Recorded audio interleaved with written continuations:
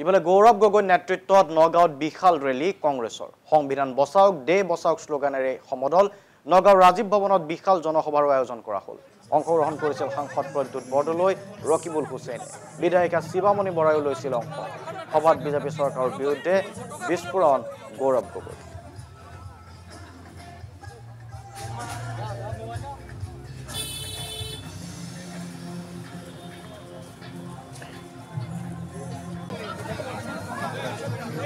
যে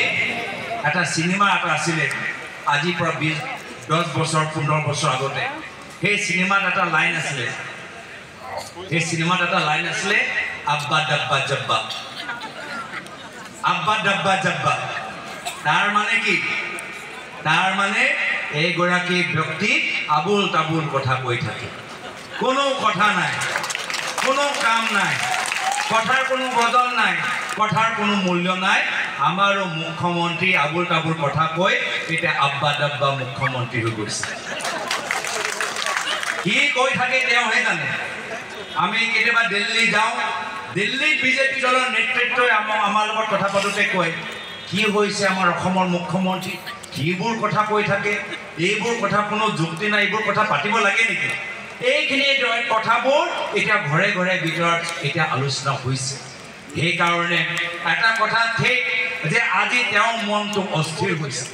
এই মনটো অস্থিৰ হোৱাৰ কাৰণে আজি তেওঁলোকৰ কথাৰ ওপৰত আমি গোটেইখিনি কথা আমি গম পাই গৈছোঁ তেওঁ অসমৰ এটা বিশেষ জাতিক অসমৰ এটা বিশেষ ধৰ্মক বাৰম্বাৰ আক্ৰমণ কৰি থাকে আৰু কংগ্ৰেছ দল এই ক্ষেত্ৰত সদায় স্পষ্ট যে আমাক অসমৰ ভিতৰত অসম চুক্তি অনুসৰি কোনো যদি বাংলাদেশৰ পৰা অবৈধভাৱে আমাৰ অসম চুক্তি ভংগ কৰি যদি অসমৰ ভিতৰত সোমাইছে লগে লগে বৰ্তমান ৰাজ্যৰ চৰকাৰ তেওঁলোকৰ ওপৰত একশ্যন লওক কিন্তু সাম্প্ৰদায়িক ৰাজনীতি নামত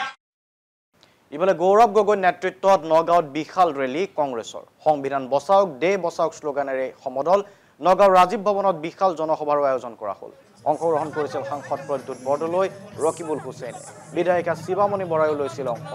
সভাত বিজেপি চৰকাৰৰ বিৰুদ্ধে বিস্ফোৰণ গৌৰৱ গগৈ।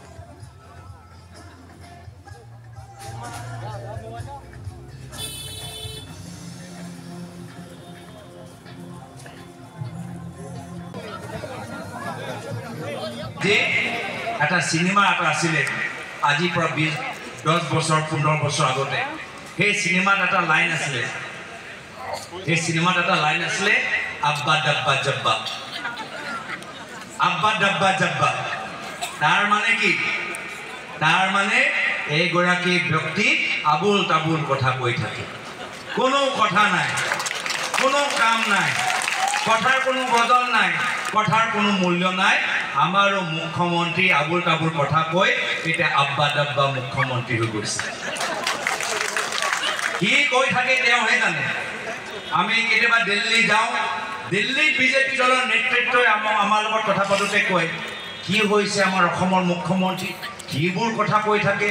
এইবোৰ কথা কোনো যুক্তি নাই এইবোৰ কথা পাতিব লাগে নেকি এইখিনি কথাবোৰ এতিয়া ঘৰে ঘৰে ভিতৰত এতিয়া আলোচনা হৈছে সেইকাৰণে এটা কথা ঠিক যে আজি তেওঁৰ মনটো অস্থিৰ হৈছে এই মনটো অস্থিৰ হোৱাৰ কাৰণে আজি তেওঁলোকৰ কথাৰ ওপৰত আমি গোটেইখিনি কথা আমি গম পাই গৈছোঁ তেওঁ অসমৰ এটা বিশেষ জাতিক অসমৰ এটা বিশেষ ধৰ্মক বাৰম্বাৰ আক্ৰমণ কৰি থাকে আৰু কংগ্ৰেছ দল এই ক্ষেত্ৰত সদায় স্পষ্ট যে আমাক অসমৰ ভিতৰত অসম চুক্তি অনুসৰি কোনো যদি বাংলাদেশৰ পৰা অবৈধভাৱে আমাৰ অসম চুক্তি ভংগ কৰি যদি অসমৰ ভিতৰত সোমাইছে লগে লগে বৰ্তমান ৰাজ্যৰ চৰকাৰ তেওঁলোকৰ ওপৰত একশ্যন লওক কিন্তু সাম্প্ৰদায়িক ৰাজনীতি নামত